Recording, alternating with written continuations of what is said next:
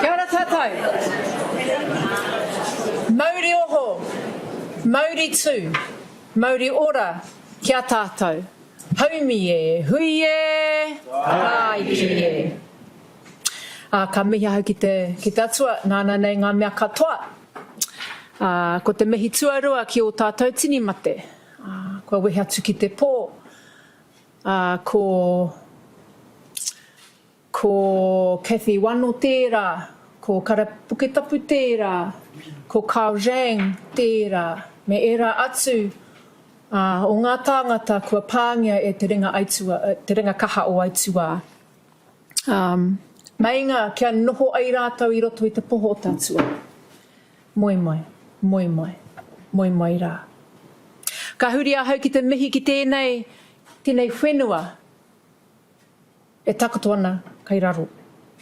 Kai raro i tēnei whare, takoto, takoto, takoto. Ka huri aku whakaro i tēnei wā ki ngā waitapu o Kumutoto.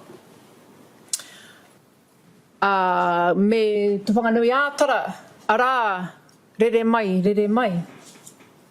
Ki te pā o Pipitia, te tauranga waka o Waititi. Takoto mai, takoto mai, takoto mai.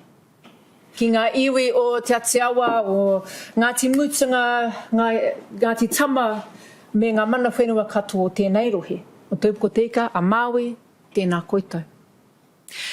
Ki te whare e tū nei, tēnei whare tapito o te kāwanatanga. Tūtonu, tūtonu, tūtonu, mainga, kia akuai ngā tawira o tēnei wāhi i ngā mea kino, i ngā mea pai o te tātai ture. Tūtonu tēnei whare hei maumaharatanga o e rā mea katoa. Tūtonu, tūtonu. Ka nui taku mihi ki a koutou, ngā kai rangahau, ngā roia, ngā kaimahi, e hoa mā. Kua huihui nei tātau i tēnei wā, kua whakarauika nei, kia whai whakaro mo enei mea o te tūkino, o te pāwhera. He kaupapa nui tērā, he kaupapa taumaha. Kia puta mai ngā hua pai, ngā whakaro pai mo te whakakorengia o enei hua kino katoa. A hakua he iti, he wā pai tēnei mo te kōrero, mo te whakaro hoki. A hakua te taumaha o enei kaupapa, kia wātea mai te ara kai mui a tātou. Kia rere mai te kōrero, kia rere mai ngā whakaro. Nā reira, hurinoa i te ruma nei, tēnā koutou, tēnā koutou. Kia ora tātou katoa. Kia ora. Thank you, Māmari, for that wonderful welcome. And thank you, everyone, for joining us today. We're so grateful for a packed house today. It promises to be a really thought-provoking panel. Special thanks to the Moran Foundation for their support of the Centre for Justice Innovation here at Te Herenga Waka. In our launch year, we're very grateful for the support of the Foundation. Now, it's fantastic for me to be able to bring together this panel. They're Aotearoa New Zealand's leading researchers in innovative approaches to sexual violence reform, or at least some of them, there are many others out there. And they're all people who have got a connection to this place. So it's really nice to be able to have them all in one room. And I feel particularly grateful that I've been involved in supervising 3 of the panel's PhD theses, along with Māmari for Kay. So I've got a special affinity with the work that they've done, obviously. Now, while there's been much work done to improve sexual violence pre-trial and trial processes through all of the traditional law reform channels, we know that significant issues remain, not least of which is the level of unresolved sexual harm in our communities. So my hope for the panel is that today we're just going to highlight some of the existing innovative work, encourage debate about other new approaches that could address some of the harms that reform so far has been unable to reach. or indeed to expand on reform that is already out there. So, I'm not going to take too long over this because I want to have most of our time with the panel, but just to introduce our panel members. First of all, here I've got Claire Baylis, the author of DICE, which, as you know, will be available for signing in the room next door after the event. Just a plug there. Now, Claire, when I arrived, I stayed in Claire's house, but she didn't know that at the time. She did call where she was with a friend of mine to say to her partner, "Why is there another woman in my house?" It was me. But Claire was a law academic for 12 years here, teaching and researching in dispute resolution, particularly in mediation, feminist legal theory, and gender in the law. So she thought she escaped the law school by going to her creative writing career in Rotorua, but Warren Young and I persuaded her to take on a part-time role with us as the Rotorua interviewer and research assistant for our jury's research. In 2021, she completed a PhD in creative writing at the Institute of Modern Letters, writing DICE, and we got ethical approval for her to undertake a secondary analysis of some of the New Zealand sexual violence trials that have been in our jury study, under my supervision as well as that of Damien Wilkins. And we've since analysed the remaining sexual offending trials alongside Warren, and we've published the findings of those. So welcome, Claire. Thank you. Very excited to hear what you have to say, particularly from the perspective of someone bridging that creative arts and legal research. Next, we've got Danica. Danica McGovern is a lecturer here in the Faculty of Law. Her PhD concerned the viability of a treatment track for offenders who chose to plead guilty at an early stage. It contained a deceptively accessible translation of risk assessment for a legal audience, and it received high praise from Professor Andrew Ashworth, which those of you who have done criminal law, I can see some of my ex-students in the audience will know that we big up Andrew Ashworth. So high praise indeed to get praise from him. Her work combines her astute sentencing theory mind with a background in psychology, in particular issues related to risk assessment and treatment. Danica's been researching aspects of sexual violence law reform for 13 years now, and she's told me that she only recently accepted what the rest of us already knew, that she is in fact a sexual violence researcher. I've yet to persuade her she's a socio-legal researcher, but we're getting there. Next we have Jane Bolitho, a chair in Restorative Justice School of Government here, and we're very privileged to have Jane come along and be part of the panel. She's worked in restorative justice for 25 years, and was convinced of its usefulness in sexual cases after observing a case in prison at around the same time that she read published findings from SICASA, a small pilot in Victoria that was undertaken because survivors asked their sexual assault counsellors for a dialogue with the perpetrator. And alongside an Australian colleague, Jane has spent the last 6 years working on a community-based service for survivors of sexual assault in Australia, drawing on restorative principles, sitting alongside the criminal justice process. And this year, the work, which is also inspired by Project Restore, came to fruition with a completed matter and numerous others to come. And I think you've got 4 books on the go. Last but not least is Kay Stuart. Kay is an independent researcher and a recent PhD graduate here. Her doctorate developed a new community-based facilitated dialogic process for sexual violence victims that is adaptable for different communities and needs. Like Jane's work, Kay's process would sit alongside rather than within the criminal justice process, and it's designed to address sexual harm that currently wouldn't get to court and would therefore go unaddressed. Kay's background in strategy and policy development across varied arms of government, commercial and community groups gives her a unique perspective and skill set in the development of innovative approaches to addressing sexual offending. We also have with us today Māmari Stephens, who you've already heard from, who has had her arm twisted by me to come along, and I did want her to co-chair, which she said no, but she will kind of co-chair by interjecting on some of the questions as she sees fit. So I'm really excited to hear from her too. So with such a talented panel, let's not waste any more time listening to me, and let's get straight into our conversation. So, Danica, I'm going to kick off with a question for you, but I invite other panel members to join in. You have done a little bit of work looking at prosecutorial decision-making in sexual violence cases. And we know from victim surveys that only a small percentage of people report that they've been sexually assaulted or raped. We don't know too much about that, but we know the reasons for that are complex. And one possible reason is that they don't want to go through the criminal justice process, especially a defended adversarial trial. Do you think it would improve if we made further changes to prosecution and the court system? Just a small question to kick off.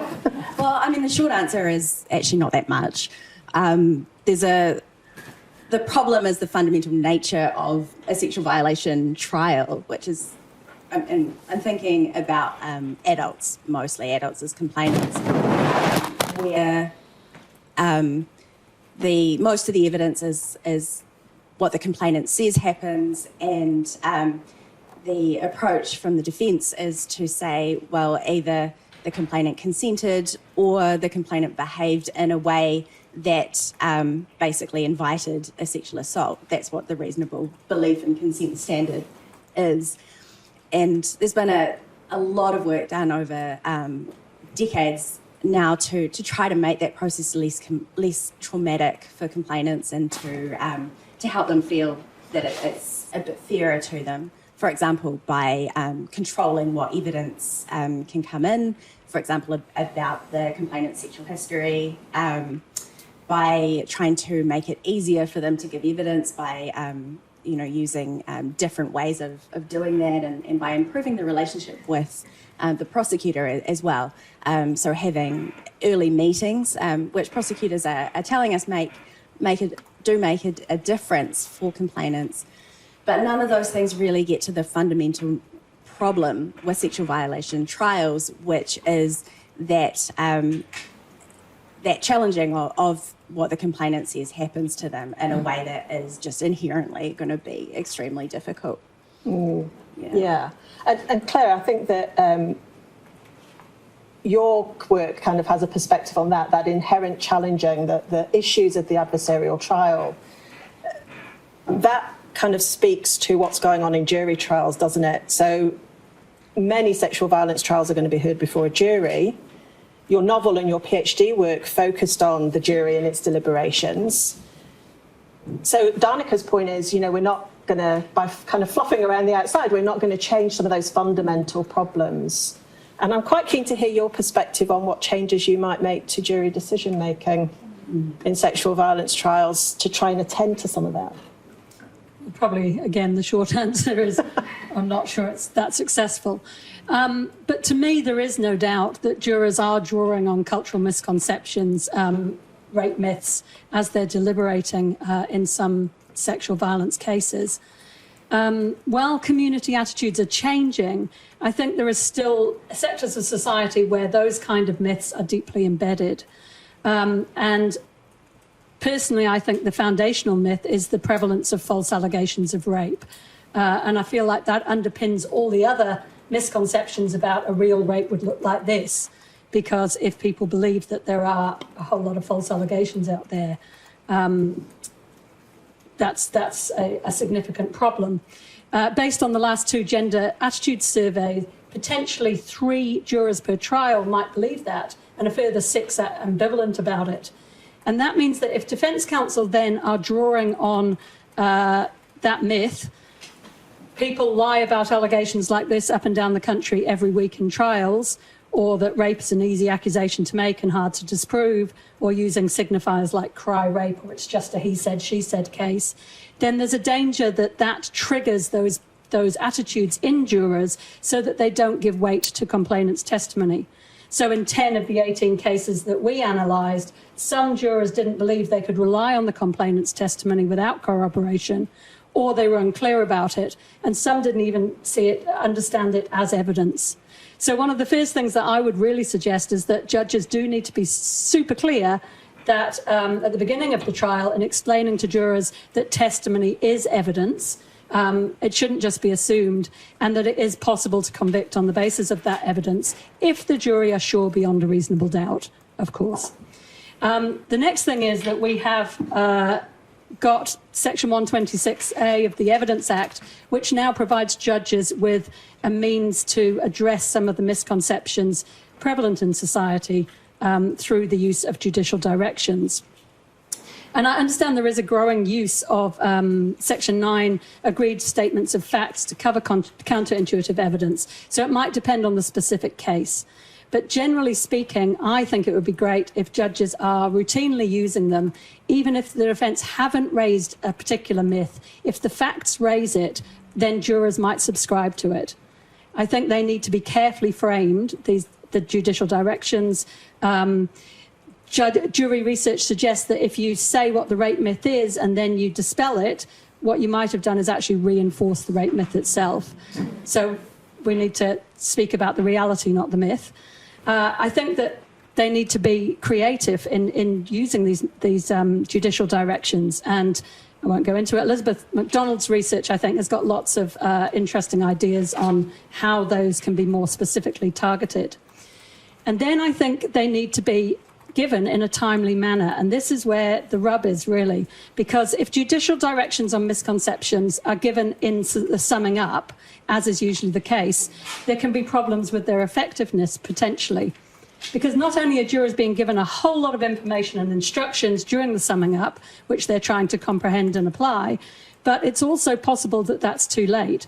The most commonly accepted model of jury decision-making suggests that jurors process the evidence into a narrative as they go along, based on a workable framework. And if that workable framework is influenced by preconceptions about crimes, like rape myths, then many jurors don't understand that they're making decisions then based on prejudicial assumptions. But it means that jurors' judgments about the credibility of the complainant are likely to be made as the complainant testifies. And if jurors have misconceptions that rape victims, for example, might testify in a certain way, that will affect their view of credibility. So in 7 of the 18 cases, some jurors suggested that a lack of emotionality undermined the complainant's credibility. Comments like, anyone would think a rape victim would be extremely traumatised, as opposed to acting like a normal girl. So then we think, OK, well, if that's too late, because jurors have already decided credibility on the basis of that and assessed other evidence on the basis of that, then is it better to give those instructions at the beginning of a trial? Well, the problem then, of course, is that we might be giving them information which isn't even relevant to the trial. And also, they're still coming to terms with having been selected. They're still coming to terms with having had their phone taken off them or whatever else. The fact that they have to balance their lives. So I think, for me, those kind of difficulties mean that what we need to be thinking about is some serious consideration of alternative options, which might be more culturally appropriate as well, to adversarial jury trials. Okay, so there's a little bit of radical reform dropped in there, that should we be having the jury as decision maker? Do any of the others on the panel, what about the idea of more judge-alone trials in sexual violence cases? If we get rid of the jury, one of the first go-tos is more judge-alone. Any comment on that? I can repeat what I've heard prosecutors say anonymously, which is it's actually the judges who are the worst. Totally anonymously. You did research looking at that part of Real Right to Real Justice, didn't you? A little bit, and Elizabeth, of course, has done some more work since. And what we do know is that judges are not immune to some of their myths and misconceptions. So some can be educated out, but not all. So that, I think, is one of the areas where, and the Law Commission did a little bit of work looking at that, but we need more work thinking about, well, what are the other options that we might have out there in terms of who the decision maker might be? What are the other options to make juries perform better if we stick with the jury? Because I think that's, myself and Claire have a lot of these conversations where I kind of go, OK, well, I changed my mind about whether we need the jury or not. And should we be educating them better? Should we be doing these other things? So there's a lot going on there in terms of who the decision maker should be. But one way to kind of get around, in some cases, some of the problems of jury decision making is to encourage guilty pleas, isn't it, Danica? And we know that a lot of research that suggests that the high maximum penalty for rape might be a factor in non-reporting, and it might be a factor in prosecutorial decision making and other points of attrition as we go through the process. in your work where you looked at the viability of treatment as an alternative approach, so somebody pleads guilty and then in suitable cases off they go into treatment, what potential and problems did you discover? So many problems. In 5 minutes, what potential and problems did you discover? Well, if we think about the maximum penalty first. So, again, something that you found in your research and with Warren and Elizabeth is that there is actually this consensus that the 20-year max for sexual violation is, and there's a perception that that is the sentence that will be imposed. And that sometimes that can actually put complainants off reporting offences because they don't necessarily want the person to go to prison at all, let alone for a really long time. And it can make it less likely for defendants or an accused to plead guilty as well when that's the, or to acknowledge any harmful sexual behaviour when that is what they're facing. And that in turn can influence decisions that prosecutors make about whether they take a case to trial or not, because there needs to be a reasonable prospect of conviction in order to justify taking a case to trial.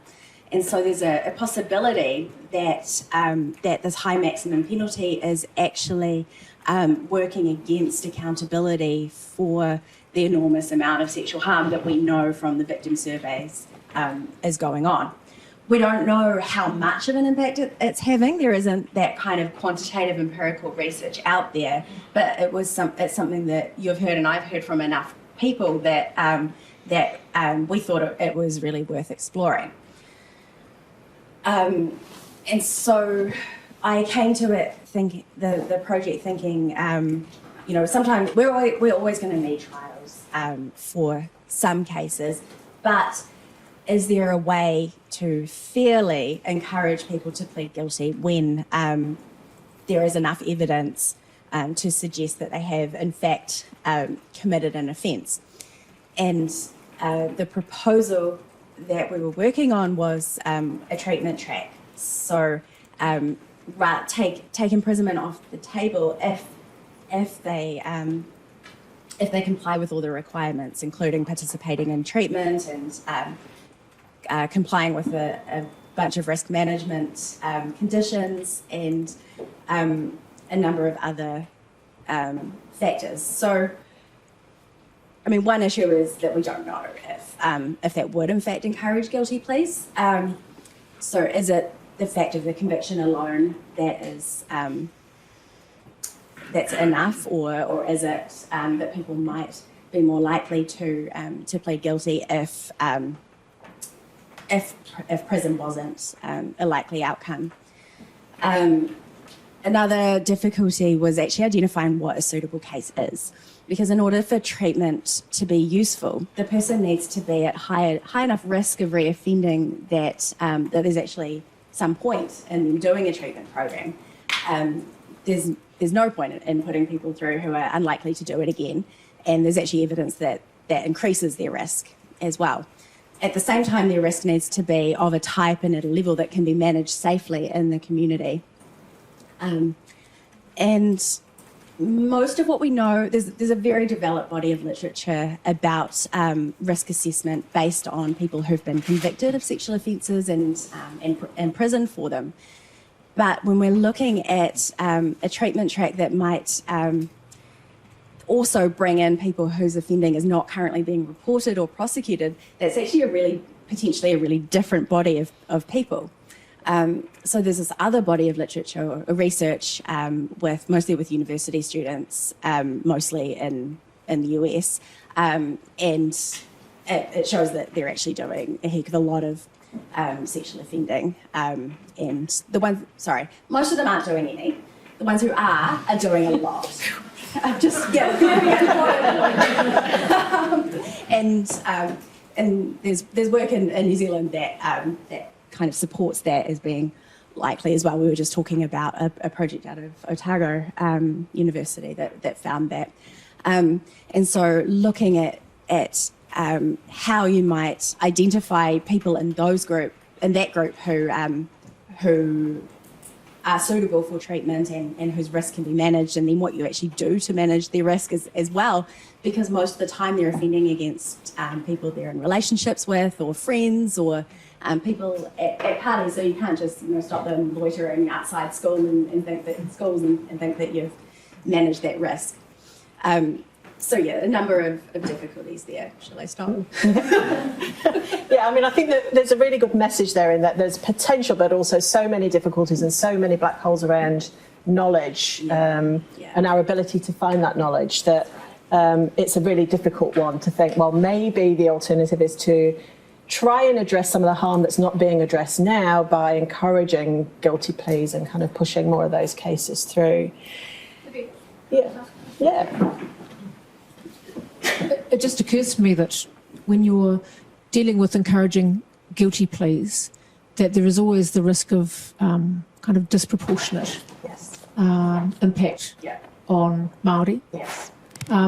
What kind of mechanism could be put in place? Or, I know this is a problem you will have thought about. That's a major issue. I think, really, like, actual proper access to legal aid, I think, is part of it. Everybody needs really good lawyers who can advise them really well and who are not limited by, resources, basically. They need to be able to take cases to trial. I'm not the best person to answer that question, probably, but I acknowledge it. It's definitely an issue. Yeah. Yeah, and I mean, I hesitate to use that phrase, encourage guilty pleas too, because it is a loaded phrase. Yeah. And thinking about that disproportionate impact and about the unrecognised harm, Kay, your work really kind of gets to the heart of this, doesn't it? Because we hear from police and from survivor support groups that no matter what changes we make to the law and legal processes, there's always going to be cases that either don't meet the test for prosecution, where the complainant doesn't want to continue with the prosecution. Often those are people who are in quite vulnerable situations as well. Are there ways that we can explore to address harm outside of the criminal justice process? What did you find when you were doing your work? Well, the short answer is yes, I believe so. But it requires that we start thinking differently about things. We've already alluded to the fact that there's been 4 decades of research, beginning with the Law Commission, that recognise that trials have not worked very well for many sexual violence cases. And we know that we talk a lot about the court, but there's a minority. Generally, it's under 10%, thought to be under percent, of sexual violence victims who actually report. So that means there's 90% out there that we know nothing about. And what is even worse is they don't go anywhere for help, most of them. And we've got generations of people who have been harmed who have not dealt with their harm. And that has all kinds of repercussions for us as a country. Loss of GDP, loss of their dreams, loss of their health, mental health problems. We know all these things, and so when I started out to do this research, I was asked by Elizabeth McDonald to do it. I thought I was going to do a brilliant doctorate on the court. I was going to look at narrative evidence.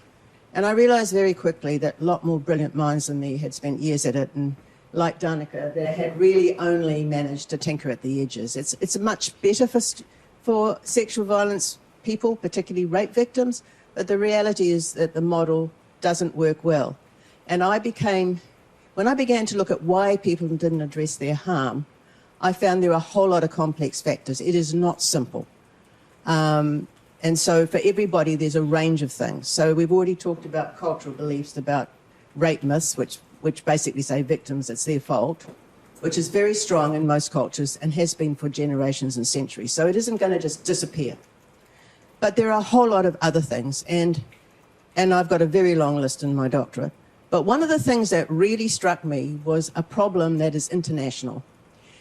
Most victims don't want anybody to know what's happened, and there's very good reasons usually for that.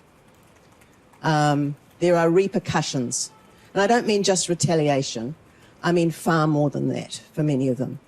And this is particularly the case for a group that I started looking at, which is acquaintance rape victims, and I became particularly interested in date rape and heterosexual date rape, because that was my experience and it was something I understood. And the more I looked at this group, the more I believed that the real issue was they just didn't have the evidence. And it's very difficult for jurors. There tends to be about a 70% correlation between these kind of cases where somebody goes on a date or somebody has an episodic incident with somebody they know. Usually it's a friend, an acquaintance, somebody it's a steady boyfriend or somebody they're living with. These are not systematic domestic violence type rates. They're more opportunistic. But the more I looked at it, the more I began to realise that for jurors, these cases were really problematic because the alcohol drug content in most of these cases is 70%. So they are being asked to make decisions on evidence that is quite ambiguous and quite probably sounds like they both went on the same place at the same time, to be quite honest. Reminded me a lot of divorce cases. And so we took those out of the court. You're getting into this area of interpersonal relationships, it gets really difficult. And many people do not want to send somebody to prison who they know. They might think they're a rat, but they still don't want to put them in prison. It's a very big step. And jurors are not going to put them there based on evidence that they can't reconcile. They're more likely to fall back on rape myths. So this is where I came from. So I began to think about other options, and I'd done a lot of work in community when I was in public health. I'd worked as a mediator and a facilitator, and I began to think about some of those examples. And I also, this is a population we don't know much about, but I don't believe all of them necessarily need counselling or need help. Many of them just want to ask a few questions. They cannot have peace because they don't know why somebody they knew would do this to them. It totally destroys people's lives. And, you know, we only have to look at the university statistics to know that those group are particularly vulnerable, younger women. And Maori women are particularly vulnerable on top of that. So I identified two groups, and this was acquaintance rape victims, more generally, who had an episodic or one-off or something type of rape or sexual violation, and Maori women. Now, I couldn't do very much to help Maori. I'd done a lot of work with Maori in public health, but I was fortunate in having a Maori supervisor. So I was able to at least look at it and hope that maybe I could float some ideas that might be helpful. I didn't know. So my focus was very much on dealing with this group that were dealing with bad evidence, poor memories, shame, a whole lot of different things. And many of them wanted to do something private or confidential. And this is a very difficult issue because I believe in open justice, but I also believe that if we keep on thinking the same way we've always thought, we're never going to get anywhere. So I've come up with a proposal which involves education and is a reflective learning process. It is two-staged. It is not some woofy thing that's simple. It is quite challenging. I was quite influenced by, I don't know if many of you have read a book by Thordis Ilva called South of Forgiveness, where she was raped by her boyfriend at 16. And she, for 9 years, she kept in touch with him, but she couldn't put this behind her. It was very violent. And so they met for a week in Johannesburg, I think it was, or Cape Town. But there were I came across case studies. I had a number that were real. And I began to see a process here, which was reflective and challenging. And so I've designed a process which allows the victim to help her overcome anything that is troubling her around her shame or rape myth, to understand what consent really is, and for the alleged perpetrator, I've designed a process which is basically to help them take responsibility. It's to challenge the way they think. It's to listen to other victims and the harm that's done. Now, this is a victim-driven process. It's very carefully designed. There are rules. Nobody's going to jump in, and you're going to have a specialist facilitator. But the idea behind, it's totally victim-driven and goes as far as the victim wants. And I drew on the Law Commission's work, and I have suggested that there are 3 incentives that need to be there. Confidentiality, privilege, in other words, it can't go to court, and the other one that I suggested is immunity from prosecution, provided the victim is satisfied with what she gets. Otherwise, the gloves are off. If the guy goes on and he commits another rape and is charged, then the gloves are completely off, right? It's up to the victim then. But there is nothing released publicly, whether it's police or anybody else, without the victim's consent. This is But I believe that we have to stop thinking about victims as broken people. We have to recognise that we treat them as if their lives are over. If you read the literature, that's what it's like. You've all died. Well, I can tell you don't, but you do suffer a hell of a lot if you can't do something about it. And sometimes it takes as simple as being allowed to talk to somebody. The thing that I think is very important is I've focused on behaviour. This is something I learned from public health. You can change behaviour, but if we focus on criminality, we keep ending up in the court. So my doctorate very much is focused on behaviour, because I truly believe that if we think right about it, we can start to deal with some of these issues. It could be, my dialogue is very, very flexible. It could be used in a number of situations. And one of the things I've been thinking about, and then I'll stop, aside, is the thing that really has occurred to me in the last few days. I've been looking at various things, because one of the things we were asked is, can we do something else with this? I just wonder if you look at the Christchurch case, which is appalling, the Jazz Boys, and I can tell you from friends in Christchurch that it was known it was going on. And furthermore, it's apparently still going on, according to anecdotal evidence, in other bars. And I have to ask, why is it that none of these girls sought help? Why did it have to be all of these girls before anything was done? And I think we have to start looking at that. So I'm saying public education, let's devolve it to communities, let's give them profiles so people know where to go. You know, people don't go to rape crisis, they don't go to victim support, they're a tiny bit. We have to start thinking about this. We have a behaviour problem in New Zealand. We're quite a violent society, I'm sad to say. Anyway. Thank you, Kay. Very much a gauntlet being thrown down there by Kay. It's clean, green and wonderful, but you start looking at the stats and we should hang our heads, I tell you. So Jane, I'm going to come to you now, because Kay's talked quite a bit about her thinking about where we might have a very different approach and to try and address some harms that are not being addressed now in the criminal process, and particularly for those cases that wouldn't meet the evidential test for prosecution in terms of that threshold. And you've done some work obviously in that space, but I'm also interested in hearing from you about what about where the test of prosecution would otherwise be met? What are the kinds of cases that you think would still be usefully dealt with outside the criminal process, outside the courts, and what are some of the cautions that we might have to think about?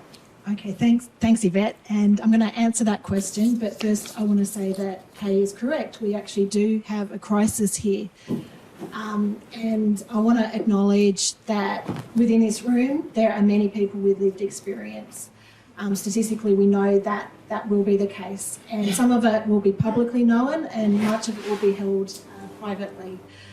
I also want to acknowledge that I come to this as a white person with a limited lens, and that the ongoing impacts of colonisation mean that we see overrepresentation of Māori as victims, and in terms of the number of people incarcerated. So I'm on the panel because of some work that I'm doing that supports survivors access restorative justice, whether or not there's engagement with the legal system. This is very contentious, and so I'd like to kind of background it by making 4 very, very brief comments before answering the question. So I am the chair in Restorative Justice, and you might think that that means I have to love everything about restorative, but actually restorative justice is not a panacea. It's often not what a survivor wants. It's often not the right time. It's often inappropriate, and it might be unsafe. One of the foundations of restorative, and there are some wonderful restorative facilitators in this very room, so I have to get this right. One of the foundations is that we do no harm, and that means that we are doing something very tricky in this area. We are balancing the rights and needs of offenders, alleged offenders, and the rights and needs of survivors. We're balancing the wellbeing needs, and we're balancing the legal needs as well. And restorative isn't always the right pathway forward. That's the first point. The second point is that I'm a strong supporter of reform of the criminal trial. The third point is that justice innovation matters. Some of the best and exciting work that's done internationally is around things like alternative reporting options to police. So allowing women especially to make a report to police in a confidential, anonymous way where they can tick a box which says that they don't want follow-up, but that we're then recording and knowing that this behaviour is occurring. So I support that justice innovation. The fourth point I want to make very briefly is that the reasons for offending are varied and they're complex, but they involve power and control. Regardless of legal and criminal justice reform, we must have a strong public health system that supports perpetrators of sexual violence. Legal responses to this behaviour rarely change behaviour.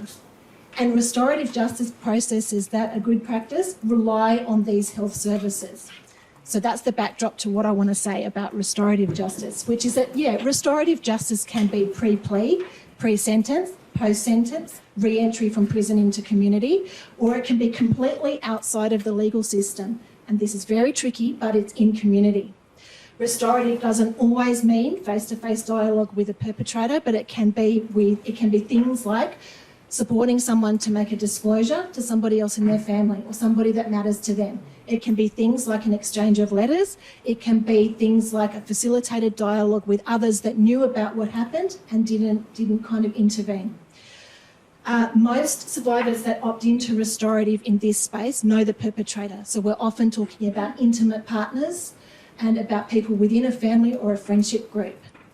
Often the motivation is about being heard and being believed. So yes, for that reason, restorative justice is a pathway to justice, and it's a pathway to healing for some people. It's a pathway to support, and for perpetrators, it is a pathway that links them into specialised support. It remains very, very contentious, especially when it's operating in the community. So I've worked in the field for 25 years. It wasn't until about 7 or 8 years ago that I thought, maybe we could use restorative here. And yes, I saw some cases in prison, so post-sentencing, very successful. Also, I observed the literature and some pilot schemes. And interestingly, those pilot schemes came from survivors asking to meet the perpetrator and sexual assault counsellors being blown away and thinking, no way am I bringing a perpetrator into dialogue. But it being done and then monitored and evaluated. So what are the features we would need to make this happen? Now, first of all, it's happening whether we like it or not. So restorative in the communities is already existing.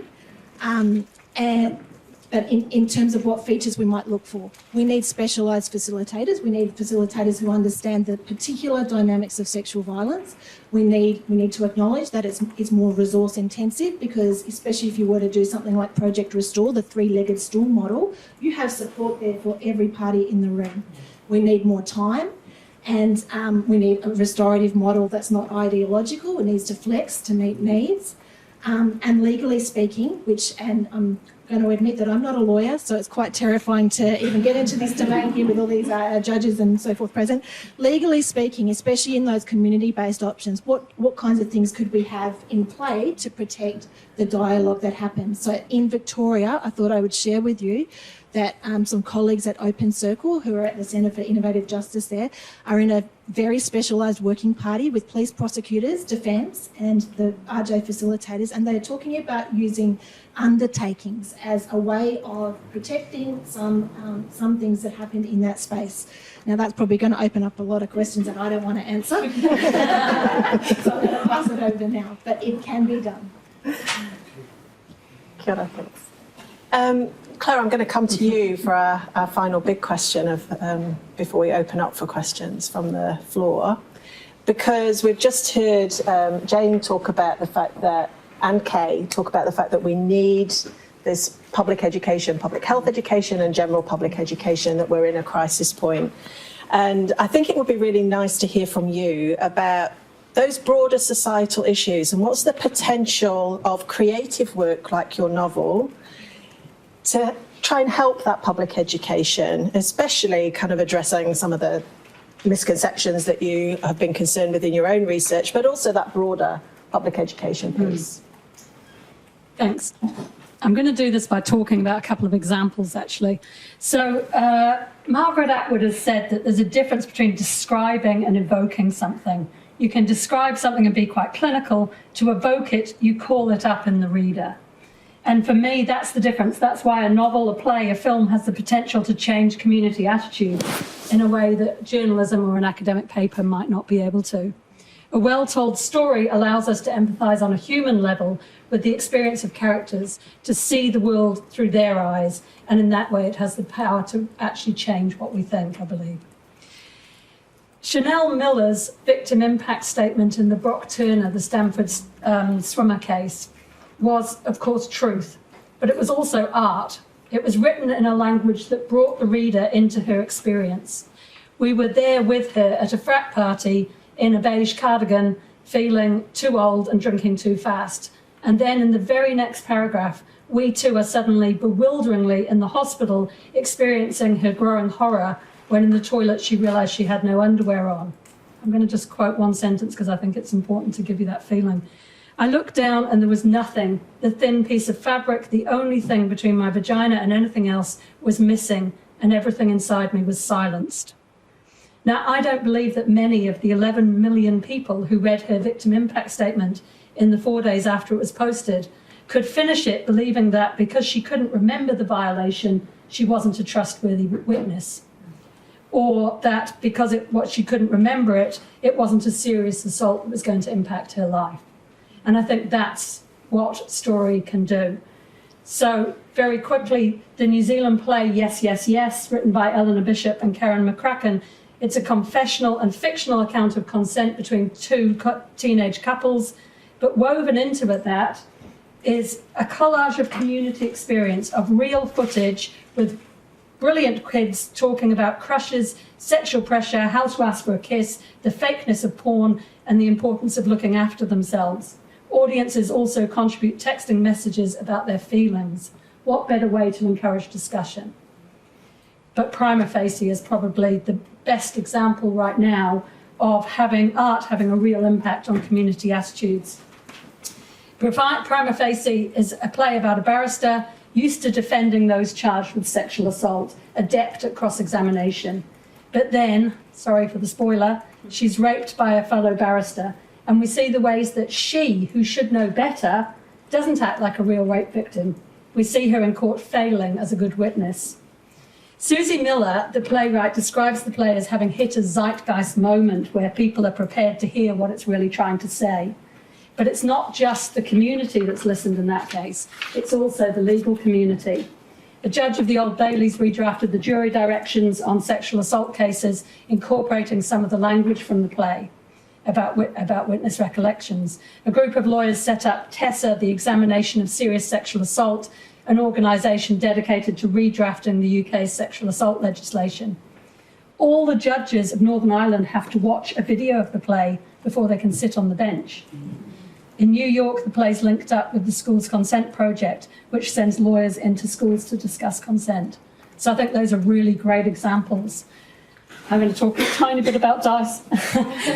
So DICE also has the potential, I believe, to change community attitudes. The novel follows the trial of a group of teenage boys charged over a sex game. And we see that trial through the eyes of a very diverse group of jurors. The novel explores how the jurors' lives and their experiences and beliefs affect their understanding of the deliberation and the evidence. It shows how different jurors approach the task.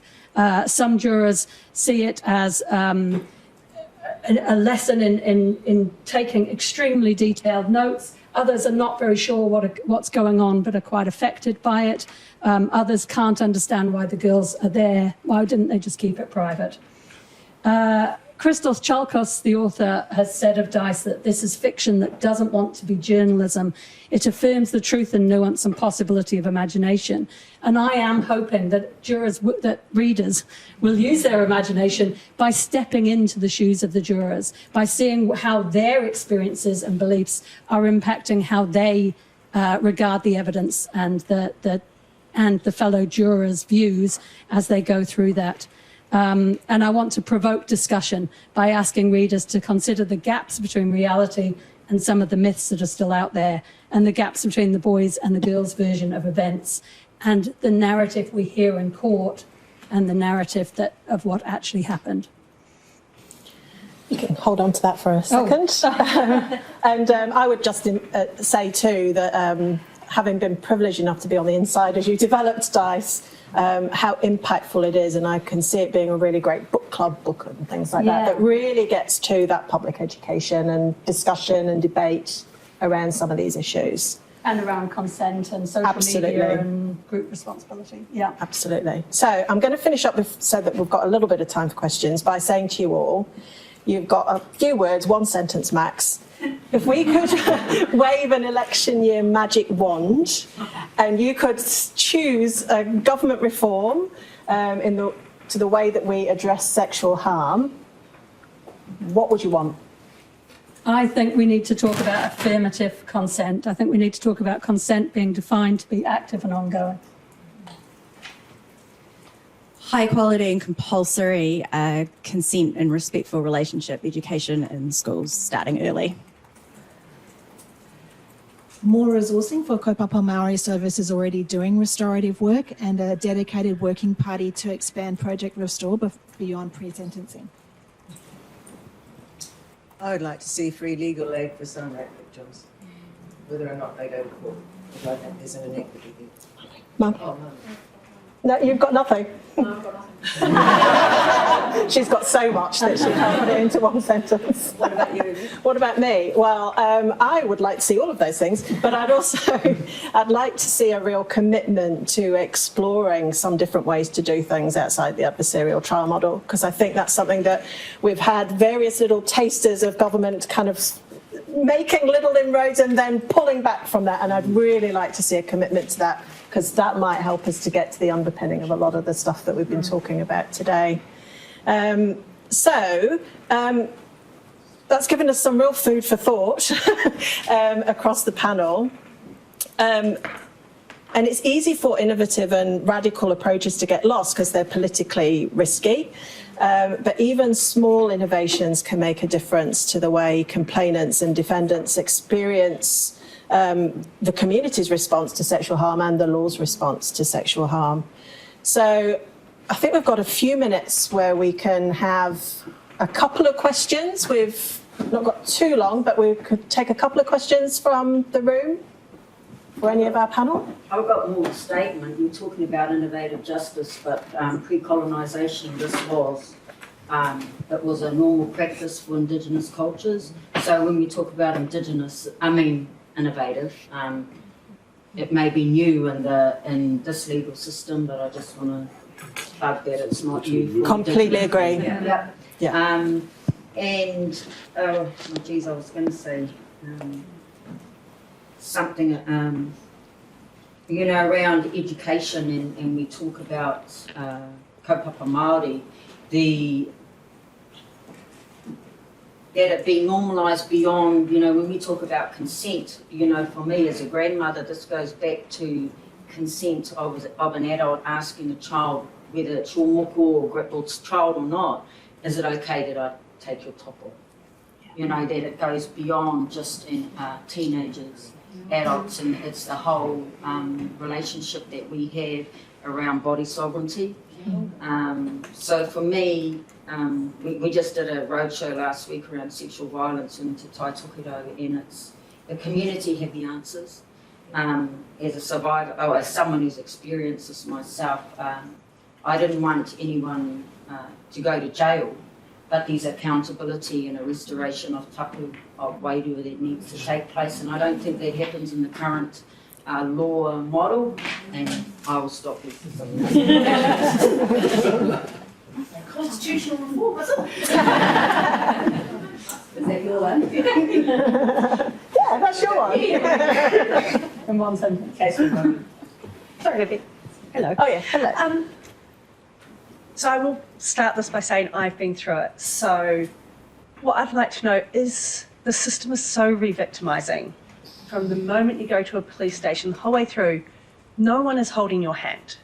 So is there room or thoughts around, it's almost like, it sounds horrible, you need a handbook, you've been raped, what next? Kind of like, what do you do? Because everything is so individual, you have no idea what's happening, and because it's all about the perpetrator and what they do or don't say and if they'll plead guilty or not guilty, is there room for there to be something for victims to go, this is the person who's going to walk through the journey with you? Because I had 3 Crown prosecutors, 3 detectives, there was no consistency, so it would be nice to see something. Yeah. Yeah. I mean, I'm happy to answer that myself if you like. Way back when Elizabeth and I were writing From Real Rape to Real Justice, and we were asked what was the, similar to I've just asked about election year, what's the one thing that you think should really happen? And we said independent sexual violence advisor, or whatever you want to call it. Our support services do an amazing job, but they are not funded to do that walk all the way through and have that consistency. And it has been the one reform they've done in the UK that they found has been successful. So that would be something that I would say, yes, is definitely on the agenda, to have someone walk alongside and explain and give information, be that information conduit as well. Yeah, really great point. Thank you. I think, can I just quickly add that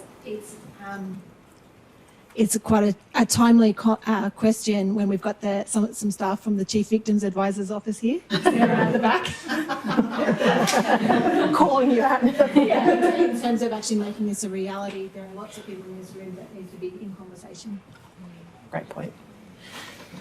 So maybe one more? Yeah. Yeah, I have a question about schools specifically. And you talked about like the educational approach and like preventing it, and that's very important. But I have a question about like when there is sexual violence in schools, like the support that's available within those schools. Because I had an experience when I was younger of just like, wow, this school is not equipped to deal with this instance in the community. And I guess this probably has some links to like restorative justice, but I just wondered what work has been done there and like, what's going on. So anyone would like to take that one? The answer to that, from my knowledge, and it's fairly recent, is probably not much, probably school dependent. I have a young friend who was 16 and she was raped by her boyfriend. He went to school and told everybody. There was a girl there that didn't like her and tried to strangle her in the playground. As a result of Me Too, which did a lot of good things, but there was also a downside. She and the other girls started getting texts saying, we can rape you and there's nothing you can do about it. The parents came to me. I finally persuaded them to go to police. They went to the school, who smacked the girl on the wrist, and that was that. Parents would not agree to restorative justice. That was the end of it. So the young lady concerned really wore the damage from that and ended up in hospital with brain trauma, all kinds of things. So I don't think schools are equipped. It seems to be very individualistic, and I agree it's a really... The statistics show that the vulnerability of that age group, 15 or 16 particularly, is really high. And some of them certainly could benefit from what I'm talking about. And I think none of us are experts in what's going on in the kind of education field, but it really is an important point to raise. What's going on for our young people where things happen in that education setting? And I think that's also a question for us to ask around university processes as well. And it brings in that whole social media of sexting and group talk and so on. And I think, again, schools are not totally equipped to deal with that. Yeah. So we're running out of time, so I am going to wrap up now. But I really want to thank everyone on our panel. Māmari, Kay, Jane, Danica, Claire, you've been amazing. And I hope that it has, it's only been an hour, but I hope that it's raised a few little issues for you that kind of, you can get to see that breadth of stuff that we're thinking about and some of the problems that I know all of you have come up against, that there are people out there working and thinking and moving along. I want to again thank Boren, to the faculty, and to our Dean McGovern, who has supported us having these events this year. And the next event for the Centre for Justice Innovation is in just over a month's time, on September the 20th. That will be an evening session, and that's going to be myself and Nicola Tyler talking about vicarious trauma, emotional labour and lawyers. So, and innovative responses around that. So look out in your inbox. So what we've got before we all leave, Māmari's going to close for us. Kia ora, karakia to just kind of lift the heaviness of this kōrero that we've been engaged in, to free us to go and sign, check out your book, and to just share time with each other and food, if there's any. I don't even know if we're feeding anyone, but anyway. No, we're not feeding you today. The soul. Ka whakairia te tapu, kia wātea ai te ara, kia turu ki whakataha ai, kia turu ki whakataha ai. Hui e. Tai kia. Tātai.